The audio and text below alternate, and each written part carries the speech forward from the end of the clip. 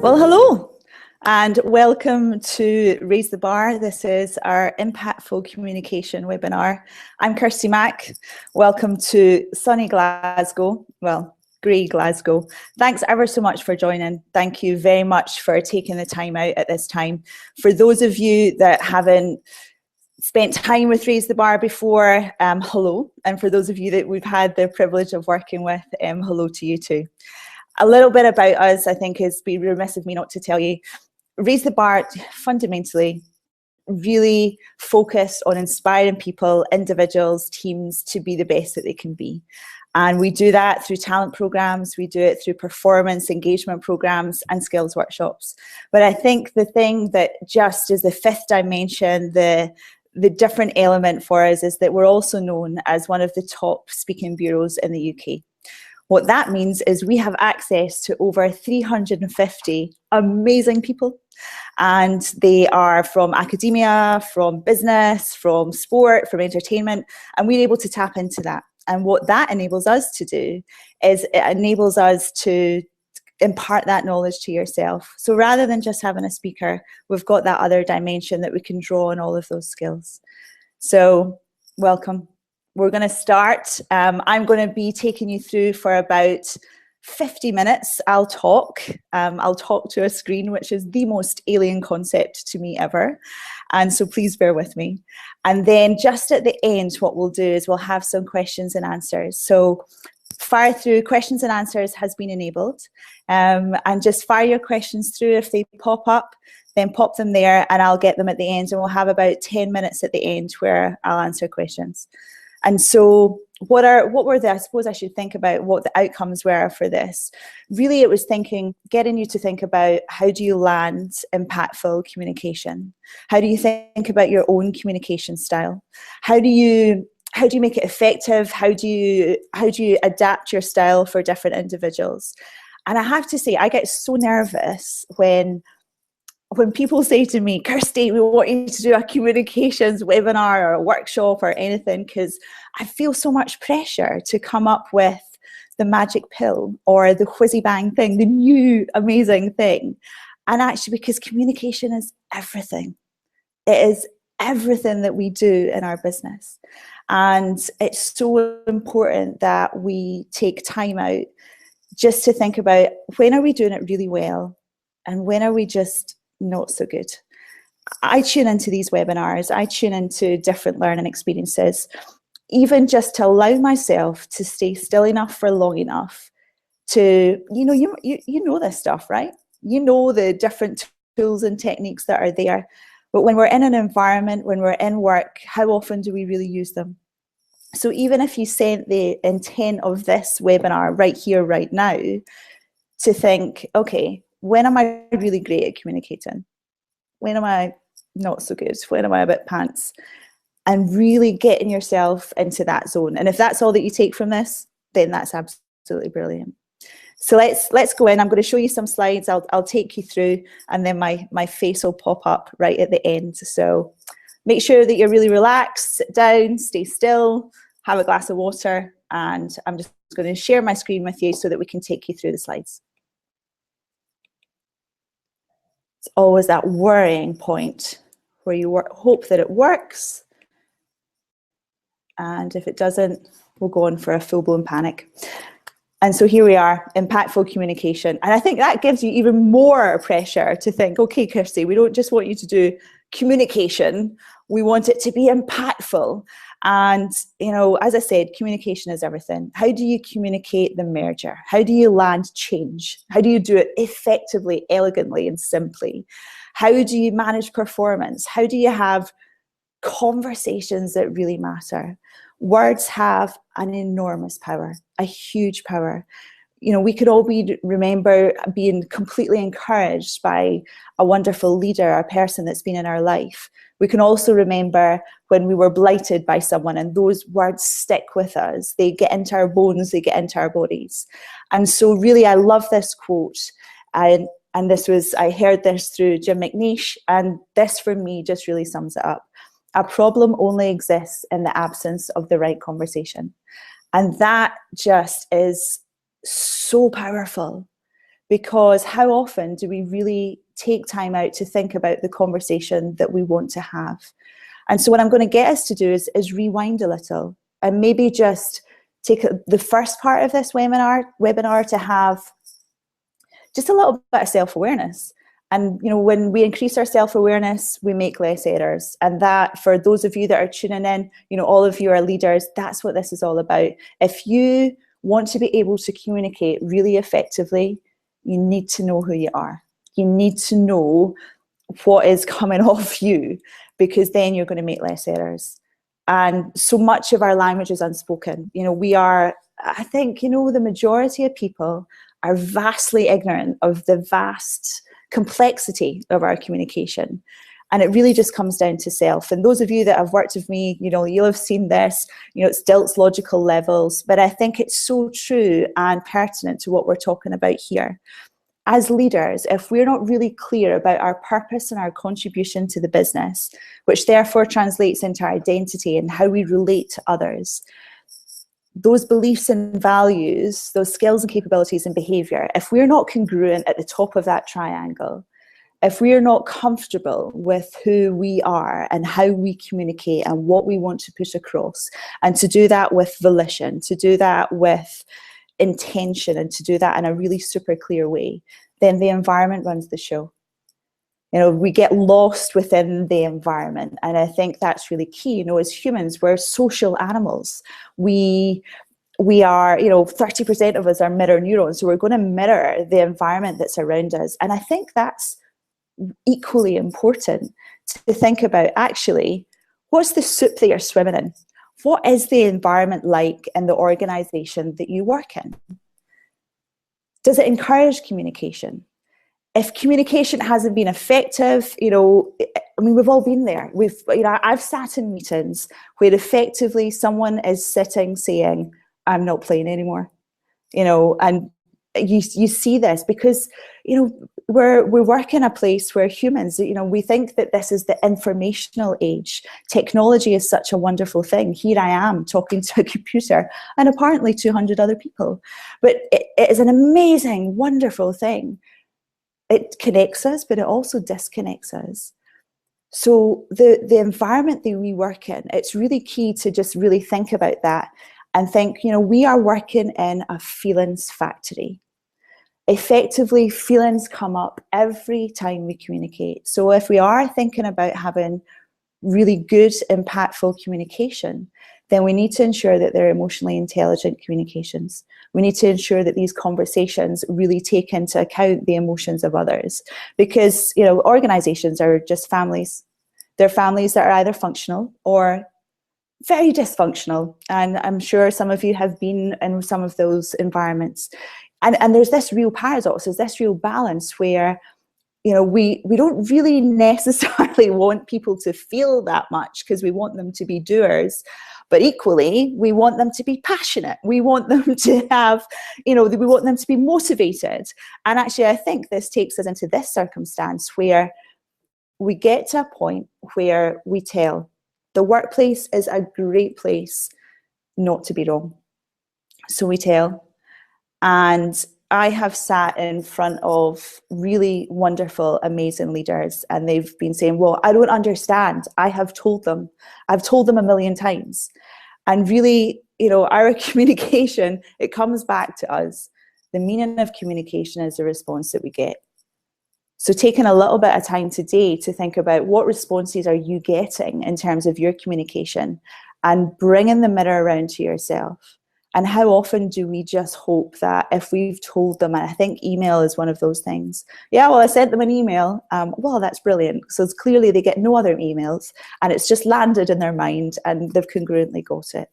You know, we need to really think about is how do we create a culture? How do we really think about the culture in our team and the people that we work with and the relationships that we have, that is a place where effective communication can flourish, because communication is measured by response, and that's fundamental, and we really have to think about that.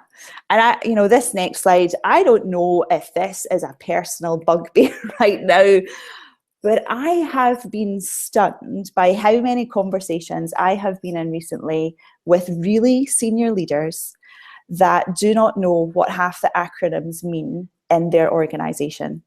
They've sat in meetings, and I mean, I've been, and maybe this is just because I'm external and I go into different organizations and hear different conversations. I'm sure I've sat in meetings where I think there was nouns and adjectives and verbs within it, but actually it was mostly acronyms. And, again, this might be a projection and that's why it's coming up in conversation, but I don't think we really seriously put serious effort towards expressing ourselves in a language that just can be understood by those people that are outside of our tribes. And actually, what does that then mean? What does that then mean if we think about how conversation can be diluted in the workplace, especially if we're going into tell mode? And you'll have seen this image before. You have the communication model, which is talked a lot about in NLP. But I think this speaks to the previous slide in terms of the acronyms. If we think about, those external events that are coming in, how many, even if you think about when you sat at your desk this morning or you got in the car this morning, that's, as scientists say, 2 million bits of information per second is coming into us. And, since the start of this morning, that's tons, right? That's a whole heap of stuff that's been happening. And our brains can't take that in. So we go through this big filtering process that, all of those things that are in the face, that's like a big sieve. It's a big sieve that exists in our mind that sieves out the information that actually doesn't fit with our model of the world. It doesn't, because effectively, there's reality, and then there's our perception of reality. So simply, and I know you'll have seen this before, I think it really bears repeating. If we think about 2 million bits of information per second coming to us, it's filtered through the language that we use, the memories that we've had within our lifetime, our values, our beliefs, what we believe to be important to ourselves, the decisions that we make, our meta programs, and I'm going to talk about them a little bit later, and also the attitude that you have. That our attitude is it's our Norton antivirus, isn't it? It's the filtration system massively. And I know you hear this many times. How often do we think about that in terms of our communication? So it then creates this internal representation, it creates our state, physiology, and our outcome is our behavior. That is happening every single second. And so it's working all the time. Now, obviously, all of you that are listening to me here all have different internal filters. We have different language. We have different memories. We have different values and beliefs. All of these things are different. And so we take in different information. And again, it was the numbers, and I don't think the numbers are necessarily that important, but apparently we go from 2 million down to 134 bits of information per second, and each of those are different. How do we manage to communicate with one another? How do we manage when all of those sieving systems are working on a minute-by-minute basis? Because we will twist and manipulate all of this information so that it fits with our reality that we live in. And so our role when we are communicating in a business environment is, how do we really think about changing people's generalizations? All of those elements within our mind give us deletions, distortions, and generalizations. How do we change? How do we think and speak with volition to create a difference in people's thought processes and their generalizations? And so, yeah, you may have seen this before, and again, you've probably seen, this formula before, and it can be often overstated. And I can never say this gentleman's name, so let's call him Albert. You've got this gentleman, Professor Emeritus, UCLA, been working on this for a number of years, and yes, it's back from 1939, but actually, in relational communication, the words effectively accounted for only 7% of whether someone found someone else to be likable. So it's really important that this is in relational communication. But regardless, pointless, that the point is that in someone's openness to someone else's words. These words are only a small part. 7% of how we communicate, you could look at it really sort of simplistic, is the words that we use. 93% of it is unconscious. Everything, as Virginia Satir says, everything we are as beings communicates. We are just, the body language, and I'm not going to cover this off on this seminar here, but everything, how we hold ourselves, how we shake hands with someone, how we sit, everything is just beep, beep, beep, massive beacons that are going off to others. And we'll take in that information and filter it through our own filters. The tone of our voice is really important. The speed of our voice is important. The pitch and the quality and the resonance of our voice is important. But often, if we go back to in the workplace, we often we just think about those words. How do we put them across? Those words have so much power when our body language is added onto that layer of complexity in terms of our words. Our words have so much power when that complexity has a different tone of voice that is related to it, and it sticks with us. And so we really need to be thinking about all of the different facets of ourselves. And so if we think about the point that we said about understanding your own communication style, I'm going to take you through a couple of the filters that were in the head there. And I want you to think about this on the basis of your own style. And I want you to think about it in terms of communication with others. If we think about that communication model, one of our most unconscious filters are our meta programs. They are effectively how we carve up the world. They are huge generalizations. And there you go. There's a generalization coming from myself there. There's approximately 121. I'm thinking I'm not going to cover off most of those today, so I'm just going to focus on 6. We're going to concentrate on 6, which I tend to default to when it comes with in relation to communication, in relation to leadership. And what this does is it gives you another dimension of thought process on how people are talking to us. Rather than just tuning into what they are saying, I think it's really prevalent to think about how people are talking to us. And really, whilst these meta programs are unconscious, they can become our point of reference. They can steer us. They can steer us in ways that are completely counterintuitive to our purpose. They can steer us completely down the wrong path. And this really thinking about our default. Think about your default first. So take that self-awareness first, and then think about some circumstances where you've seen this happen, or even notice where there's been a challenge that you've had in your workplace that may resonate with you when you hear these. And what is really important is that they're not right or wrong. So I'm not going to say to you, this is the right one to have, this is the wrong one to have, because I'll carve it up based on what I think's right. The world isn't as dualistic as that. It's just really think about the different elements and the different filters. So we have 6 here, as I said, most unconscious filters. We have towards and away from. This is a whole, the pain and pleasure thing. Going towards something will give you consistency, going away from pain. So we'll talk about each of these in turn. We have internally referenced and externally referenced.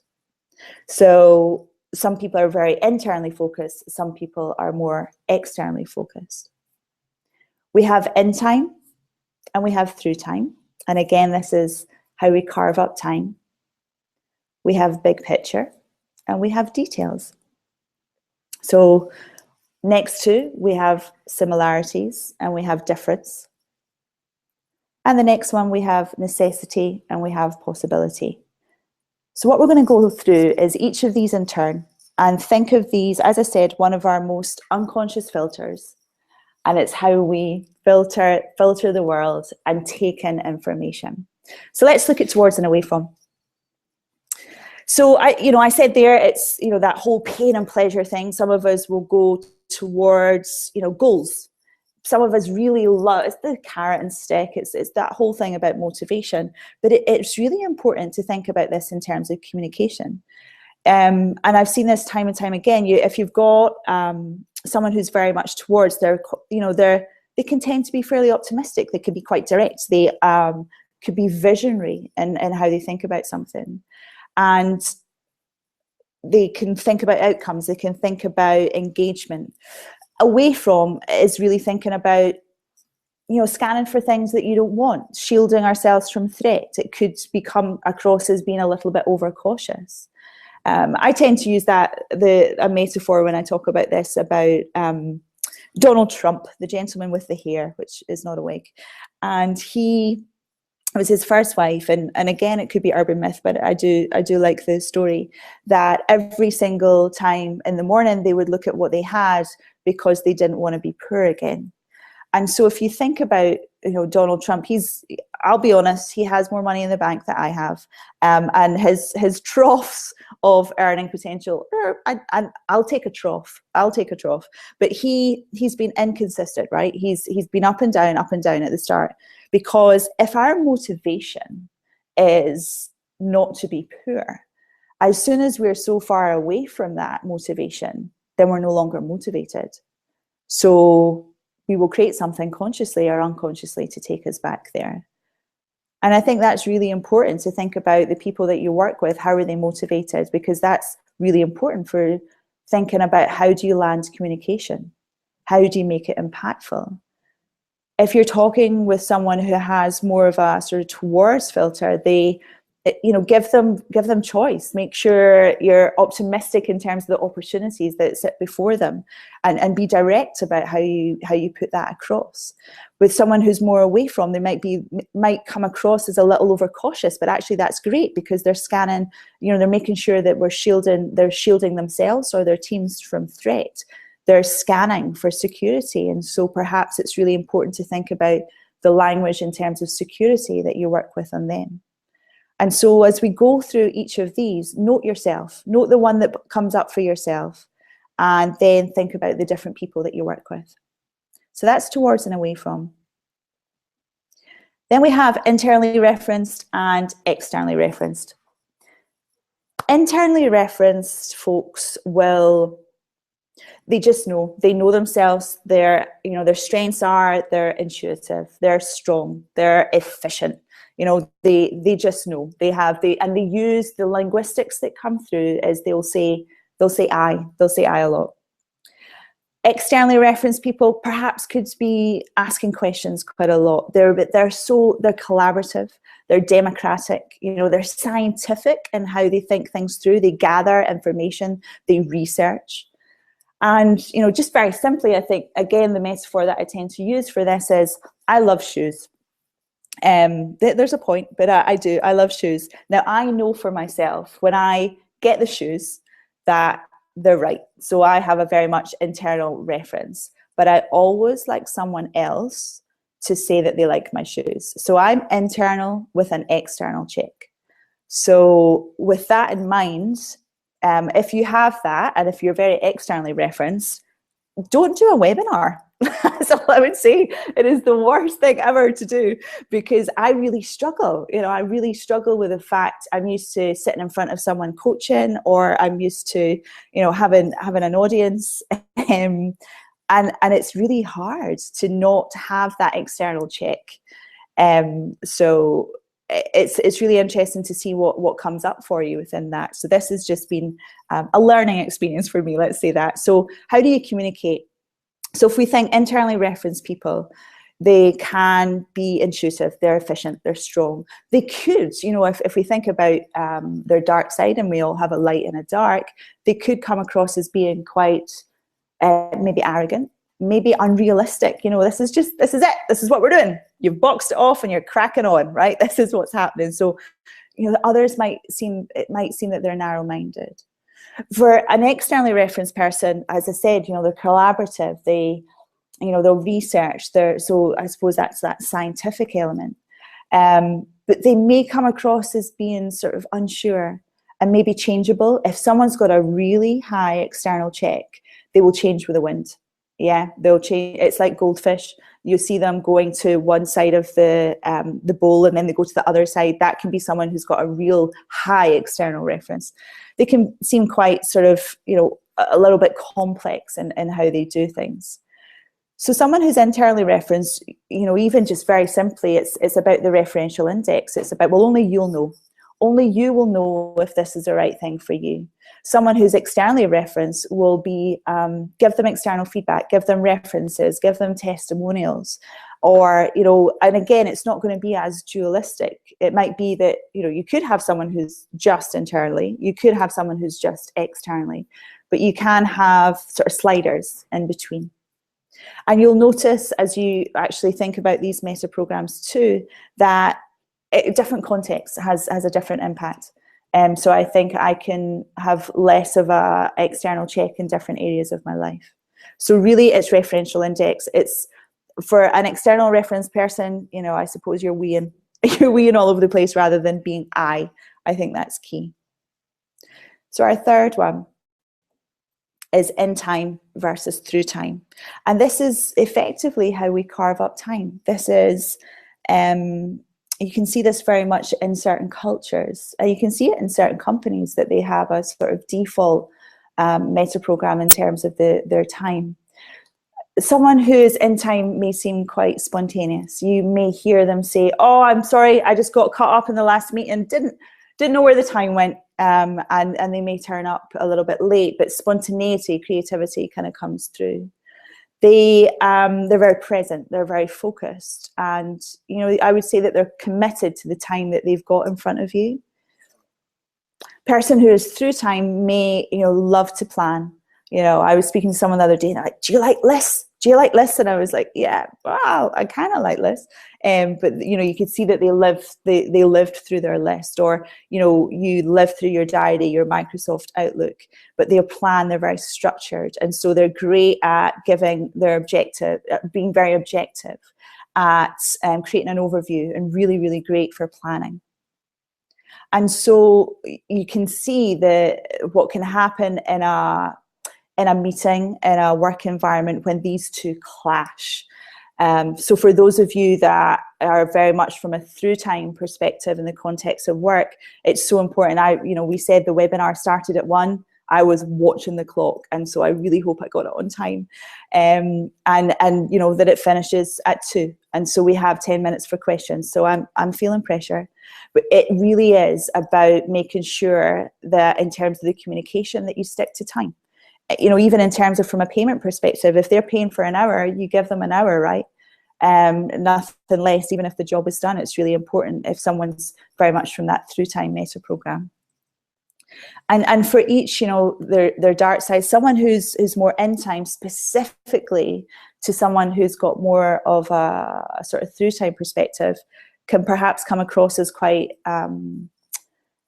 irresponsible, perhaps, or disorganized, chaotic, especially by someone who is thinking about everything, what has to happen and in what order. And likewise, someone who's more through time may come across as being maybe quite distant, and maybe sort of low impact and not necessarily in the moment. So how do you communicate with someone for through time? It's about structure. It's about ensuring that there's a plan. For someone who's in time, it's about making sure focusing them in on the job at hand, giving them a time scale. I usually, if anyone's got more of a sort of sway towards in time, I'll say, well, okay, it'll be 1 o'clock-ish, and even just that, they'll be there.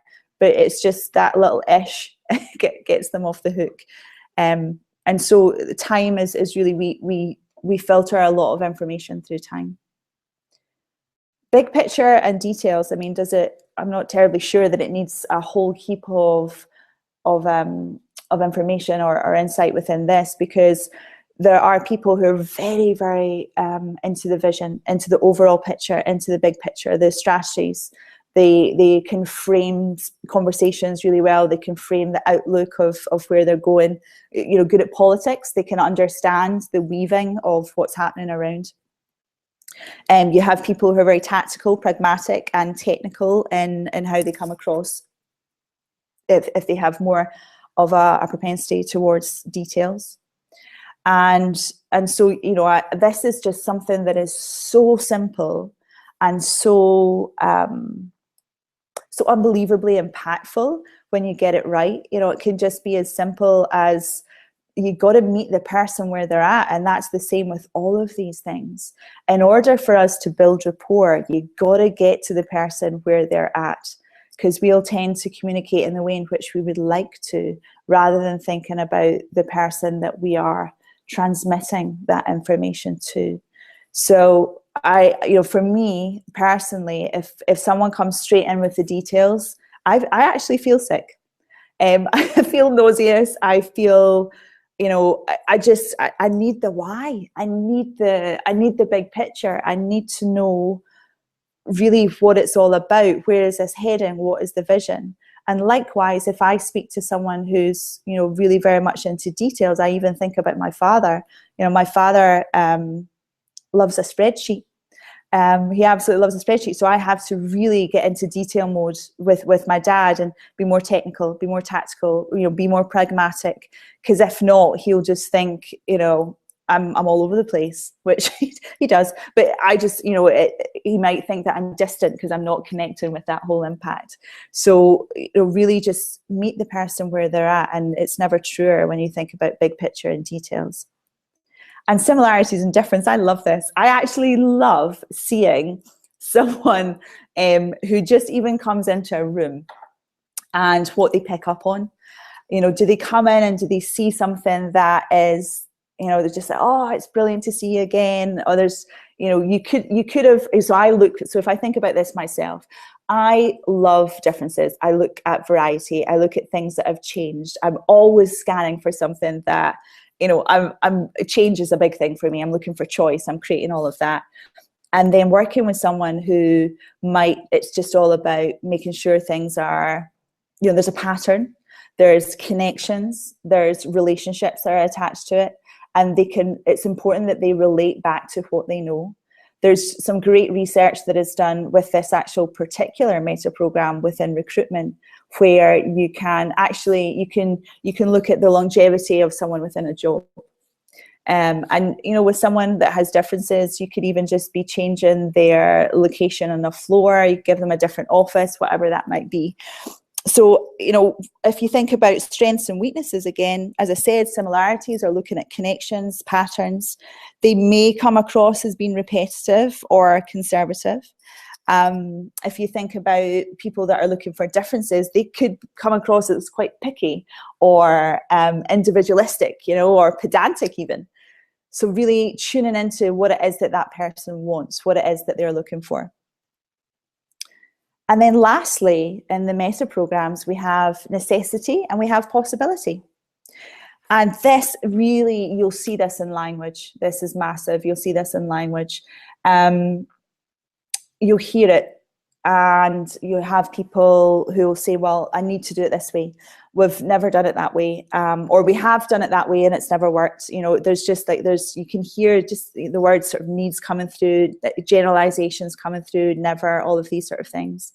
There's a generalization there. They can maybe come across as quite inflexible or quite dominating. You can see this. I was actually in a meeting just very recently, and someone very strong in terms of necessity. Well, this is what we need to do. This is, they had such drive and such passion, but they came across as being quite inflexible. And so it's really important to think about what questions you can ask to sort of tease that person from that position, but equally allow them to have that position.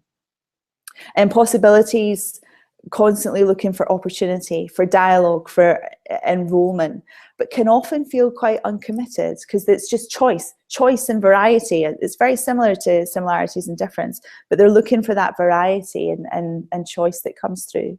And so how do we communicate to them? It's the words. I need you to think about how this is going to impact the strategy.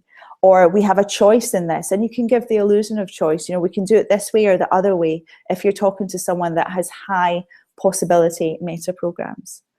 That's a lot of information. I appreciate that. But actually, all I just want you to do is tune into and resonate with what's right for you. And you'll know what comes out for you in terms of the one that feels the way that you would navigate, and equally the one that just rubs you up the wrong way. And so first, just tune into, just tune into and listen to the next meeting that you go to. I'm sure you'll be running off to another meeting after this. What is it that's coming up? What is it in terms of the meta programs that you can see, and how are people filtering that information? And the next part that I would look at in style is representational systems. And you know what, this may seem, I often wonder whether to put this in, because it may seem quite trite, it's non-original, but do you know what, see when it's used effectively with purpose in a really elegant fashion, it just makes a difference. So this is our representational systems, are how we filter the world. It's how we take what is happening outside and how we process it internally. So remember, though, the internal representation at the top left of that NLP communication model. We see, we hear, and we feel ourselves through our lives. And we will have a tendency to favor one or two over the other. Now, visual people will tend to use those words that you see on the screen there. It's important that the visual people have something to look at, specifically in a webinar. They'll talk about, well, I don't know, I can't see it, I'm not sure. It doesn't seem clear to me about where we're going. I don't know what the focus is. I don't know what we need to be shown to the client. And when it was first looked at back in the 70s, said that about 40% of people would have a visual representational system. It's fast, it's immediate. You can see, again, I'm going to show you some things later, but you can see their eyes moving up at the top when someone is taking in information there. And then auditory. You'll hear, again, you see that 40% of people were originally categorized as having a higher score in representational systems. And actually, it's a good reminder for me to say that if you've probably done it before, but we'll send you through the communication test as a result of this webinar so that you've got it. And you might have changed. I think it's really interesting to see, especially if you've changed jobs or you're working with a different team or working with different individuals, if there's been a shift. And I think that's the cute part of this. I think that's really key. So from an auditory perspective, it's really important that things resonate with them, that they can hear the valid elements of what is coming through, that they know that you are listening to them, and likewise they give themselves time to listen to you. Then you have kinesthetic. About 20% of people were originally categorized as being kinesthetics, and it's all about feeling. They need to grasp the information. They're going to throw out some ideas. They just want to ensure it, and touch, as you can imagine, is really important to them. We have this other representational system now that is what would be called auditory digital, and that's your internal dialogue. It's not the greatest of terms, but it's your internal dialogue. And these people tend to be more factual. They'll sense information, they'll experience, they'll understand. They need to have more information to make a decision, and a process is really important to them. And those of you that would feel more of a pull towards this are probably wondering why you don't have a percentage next to you. You want a number. And really, originally, the categorization of these representationals are really your visual, your auditory, and your kinesthetic. But you can see auditory digital, people can exhibit characteristics of the other three. I haven't done some research on this. I think there's about 2,652 people that have fed into this. There's just a little bit of a shift that's happening within the auditory, and I've also included auditory digital here. Obviously, as you'll see, female are more balanced. Female are way more balanced than the others, but you'll see, it's even Stevens, really, 28%, 31%, 28%. And then from a male perspective, 9% of you are listening. I don't know if you're tuning in here, but you'll see that there's more propensity to have auditory digital, so about sense, about process, about the plan that you would put in place. And I think it's good to see those stats. I know 66% are made up on the spot, right? But I think it's really good to see the stats that enable you to think about the audience that you're going to be delivering to, and think about the words that you will tend to use. If you've tuned in to the words that I am using here, you've probably guessed I'm a visual person. I tend to talk very much from a visual perspective, but also feelings. And I know myself that I have to really flex my style to make sure that there's more specificity and a process that is attached to it as well. Little contributing factors: visual people will tend to have quite an erect posture. They'll be sitting, you're going to be, if there's people sitting next to you, have a look to your left, look to your right, see what they're doing. So they'll tend to be sitting quite far back in their chair. They may be breathing from the top of their chest. And why is that? Because we talk so fast. Their voice will be fast, their tempo is fast, and I apologise, I have visual representational system and Scottish, so I'm super fast. Appearances are really important to them. I'm gutted, never got the last one, often thin and wiry, but this just gives you a bit of an idea. You can clock people, you can do it, and this isn't to, you know, type people and go, okay, this person's visual, this is what we do, but just notice these little nuances that are around. From an auditory perspective, they have a beautiful melody to their voice, a nice sing-song voice. They respond to voice tone, they respond to certain words. It's important that they get verbal feedback on how they're actually doing. And they like music, they often dislike noise. You can hear them say, oh my God, I didn't hear myself think.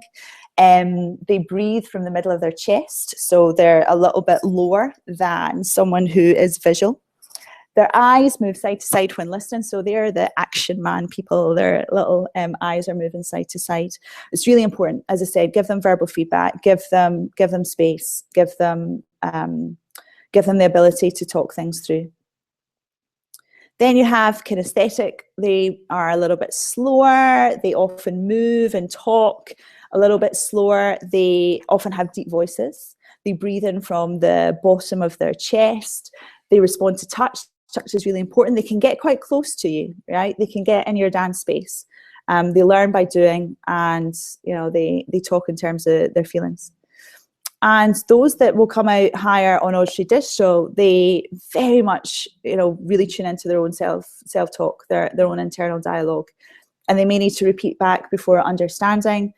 Their eyes are moved down. You'll see any sort of work that's done on eye patterns. You can see where people are looking, and that's really powerful when used in a correct fashion. And often for someone who has a higher score on auditory digital, will rehearse what they're going to say before a meeting.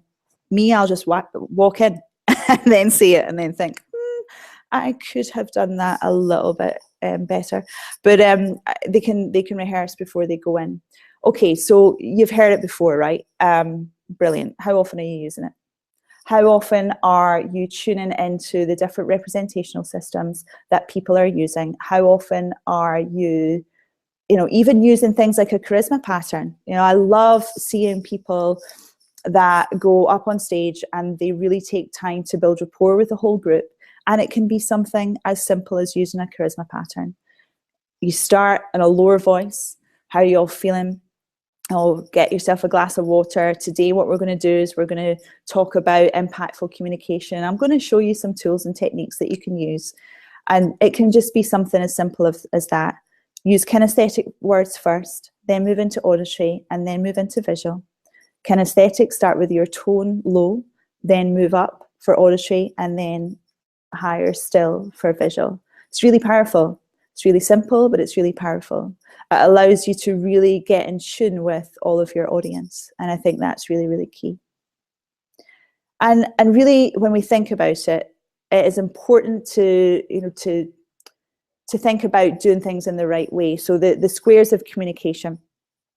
You've got to make sure that you do it in the right place. If it's too noisy, especially if you're having a private conversation, and I know this seems so ridiculously simple, but how often have you been in a cafe and listened to someone having a performance review? I cringe in these circumstances. Really think about the environment. Yeah, going back to the very first thing that I said, really thinking about the environment. The right time, give yourself the right time in the diary for you to listen and for you to express yourself. And maybe actually, is it the right time to have the conversation? Is it the time do you need a little bit of time to settle before you actually have the conversation? So don't send the email, people. That's, I know that's said time and time again, but often we get an email through, boom, we just want to reply. there's always time. Just make sure you give yourself the right time and the right way. Is email correct? Is letter correct? I love getting a letter. In fact, there's some studies that have been done recently by Royal Mail that say 18 to 24-year-olds love getting letters because they don't anymore. Everything's through technology.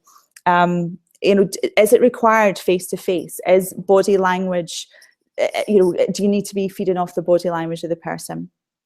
And also, do you have the right agenda? Get it clear in your mind. The people that are excellent at communication name the conversation, and people are really clear about the conversation that they're going to be having. So have the right agenda. And also really ask yourself, what's your hidden agenda? You know what happens. So what is your hidden agenda? And actually, does it need to be hidden? Do you know what? I got this email through today, which had caused much hysteria in the office. It was a spam email. In fact, I'm just seeing if I can find it. It was a spam email that was so straight to the point, because I get really angry when I get these through.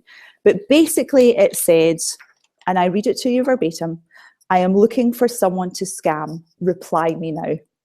I've actually printed it off. This is the best spam email I think I've ever had. And you know what?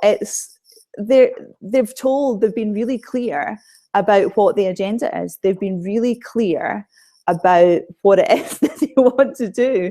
I've never printed off a spam email in my life. But thinking about the right agenda and fundamentally talk to the right person. How often do we rant and rave and talk about different things? Are you talking to the right person? And if you're not, why not? Very simple. And I think that's the thing about that. And I go back to what I said right at the start. I want to give you a magic pill. I want to give you something whizzy bang. I don't know, a magic wand, whatever it might be. But I just want you to think about, very simply, make sure it's the right place, right agenda, right time, right way, right person. To finish, what I'd like to really think about is listening. I'm really focused on listening right now. And it's not that that's been any change, but from a leadership perspective, and actually maybe I should have done this part right at the start. What are you listening for? What did you come here listening for? Because that filtered what it is that you're going to get out of this webinar. What are you going to meetings listening for? Because that will filter what you're going to get out of that meeting. And I know it's said time and time again, but how often do we just wait to talk rather than listen? There is something amazingly powerful that happens when we really truly listen, when we really think about the person that's sitting in front of us.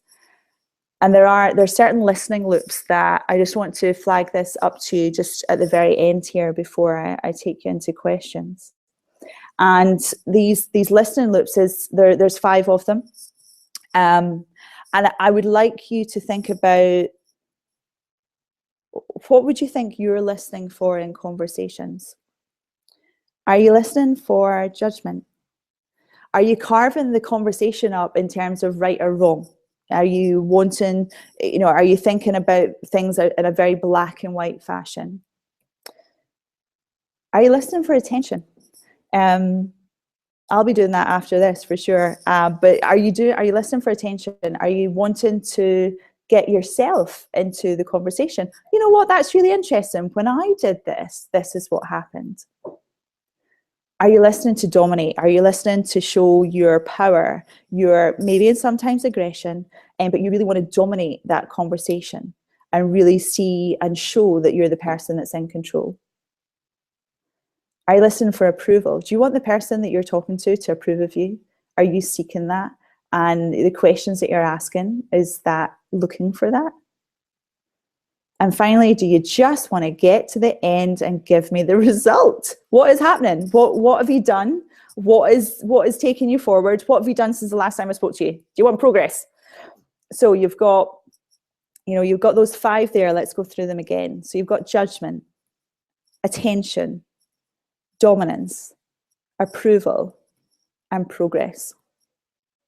These are listening loops, and they're always going to be there. You're never going to move yourself out of this. You know, they're part of your filters. And so really think about, what is it that you are listening for in relation to these loops, which I think is really important. And what is it that, just once you understand it, once you get it, you transcend it. There's probably a couple that are dominant for you. I know myself, progress is massive for me, so hence I've just seen the time, so I will move on. And also attention, and I know that's the two things, my two listening loops. And it's really, I can just really, having known that, I think that's half the battle. And then thinking about how I really am present with the people that are sitting in front of me. And so I would just advocate just thinking about what you're listening for, what can really be the difference that will make the difference.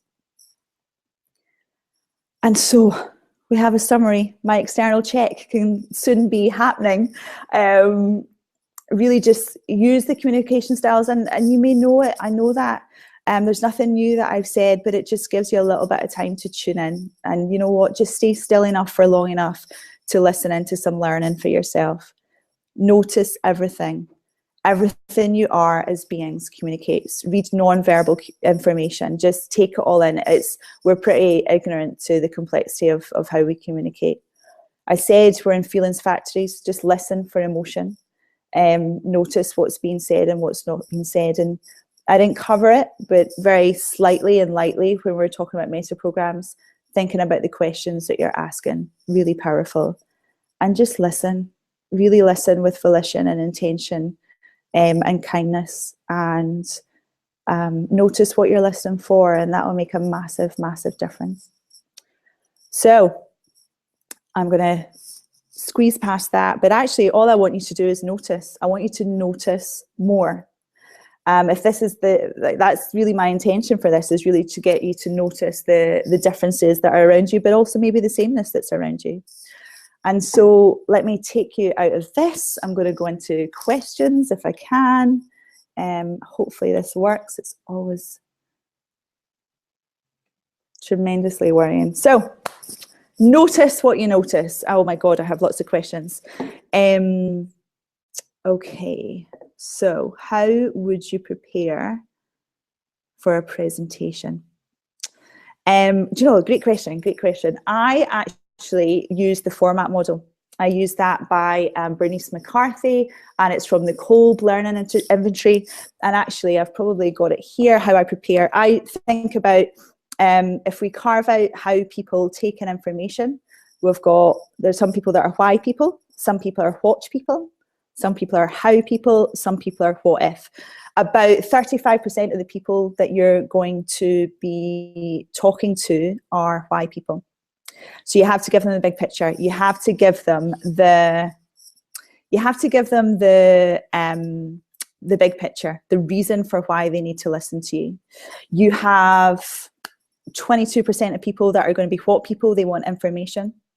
You have 18% of people who are how people, and they want to know how you put it into play. How do you do it? How do I experience it? What's the process? And then you have 25% of people who are what if people. They want questions. They want to know how they take it and they bring it into themselves. So what I tend to do is I just get a piece of paper and I put those quadrants in. I go why, what, how, and then what if. What's my why? What's my what? What's my how? And what's my what if? And that allows me to work out that I'm covering off every single people, every single learning style, every single listening style. I have sat in presentations myself and I didn't know why I felt uncomfortable. It was really interesting. I felt really uncomfortable. And it was because I didn't have the why. I didn't have the big picture. I didn't have the reason. And it just churned me up inside. It was really interesting. So yeah, I think you need to make sure that you do that for preparing for those presentations. And that would be my thing for preparing for presentations. Let me see in terms of other questions. I would also, in terms of prep, just think about your charisma pattern. Just get into that way of saying it. So what's your feelings? What's your auditory? What's your visual? So How would you give or ask for constructive feedback? Feedback is key. Feedback is so important because it gives us closure. It also gives us, it just is required for life to run. I was in my car this morning, there was a whole heap of lights going on in my car. It was giving me feedback. And so we need that, we need it. And I think there's a real, we need those people, those leaders that are really great, will seek out feedback, will ask the question of, please give me some feedback. I think it's really important. I think it's a skill. I think when we offer it, it is important to present it only as our own perception. And so, you know, you can ask someone to say, what's your perception of how I came across there? What did you observe? And very simply, you know, what I observed was this, the impact on me was this, and what you can maybe do is this. And nice feedback loops are so important in business, and I think we shy away from them. I think we worry about it, and I think we often don't ask for it. So remember, it's their perception, and I think getting feedback is really important, hence my external check. Any other questions that I've got here? So final question. So I've done presentations. How would you engage someone you could tell is not listening or engaged to you? So they're listening for something. So perhaps, you know, I go back to one of the things I said earlier, the meaning of communication is the response that you get. So it's coming back to that flexibility of how you change your communication. And maybe change, you know, this might be someone who's got a different representational system to you. You're just not tuning in. So be flexible. You know, the law of requisite variety is the person that can, you know, has that flexibility will control the system. And I think actually enabling yourself to control the system is tuning into those representational systems, tuning into the meta programs, tuning into what it is that person's given you in terms of body language. And often it's just like, is what I'm saying resonating with you? Especially if they've got an auditory preference. Does this feel right? Is this right what I'm talking about here? Or does this look right to you? I think that's really key. So ask questions based on the communication preference, because that might hook the person back in. And that actually, we don't have a lot of questions, which is fabulous. So what I'm going to do is just say to you, that one person that has noticed, yes, I have changed. Yes, I was wearing glasses. And I just want you to think about noticing more. Just take time out and really notice the people that are brilliant at communicating and notice the people that aren't so fabulous. And just tune into what it is that they're doing. Just really think about the different elements of their communication. Thank you so much. I'm really grateful for you giving us the time. Have a brilliant rest of Wednesday. Look after yourselves, and thank you. I'm just going to pop up a little thank you screen on the end. Thanks ever so much.